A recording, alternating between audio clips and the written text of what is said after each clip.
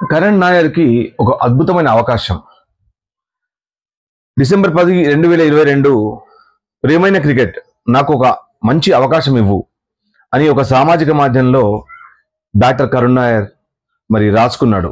మే 24, 2025 అతనికి ఒక అవకాశం దొరికింది. అతనికి సమాధానం దొరికింది. సుదీర్ఘ నిరీక్షణ ఫలించింది. 8 ఏళ్ల తర్వాత అతడు భారత క్రికెట్ జట్టులోకి మళ్ళీ తిరిగి పునరాగమనం చేశాడు. టీమిండియాలో తిరిగి స్థానాన్ని సంపాదించడానికి 33 ఏళ్ల కరుణ్ నాయర్ చాలా కష్టపడ్డాడు, ఎంతో శ్రమించాడు. 2016లో ఇంగ్లాండ్తోనే ఆరంగేటం చేశాడు, డెబ్యూ చేశాడు. ఆ తర్వాత మళ్ళీ ఇంగ్లాండ్తోనే అతనికి అవకాశం దొరికింది. చాలా రోజుల తర్వాత అతను మరి జట్టులోకి రావడం, ఎలాగైనా మళ్ళీ టీమిండియా తలుపు తట్టాలని అతని యొక్క అకుంఠిత శ్రమ, అతని హార్డ్ వర్క్ అతనికి మళ్ళీ అవకాశం లభించేది. అతను నిరుత్సాహపడలేదు. అలాగే కర్ణాటక నుంచి అతను విదర్భకు మారడం కూడా అతను ఒక గొప్ప కెరియర్లో ఒక గొప్ప నిర్ణయం అని చెప్పుకోవచ్చు. 2023-24 సీజన్ లోపల, రంజీ సీజన్ లోపల పరుగుల వరద పారించాడు. 10 మ్యాచ్ల్లో 2 సెంచరీలు, 3 అర్ధ సెంచరీలతో 690 రన్లు చేశాడు. 2024-25 సీజన్లో కరుణ్ నాయర్ దూకును మరింత పెంచింది.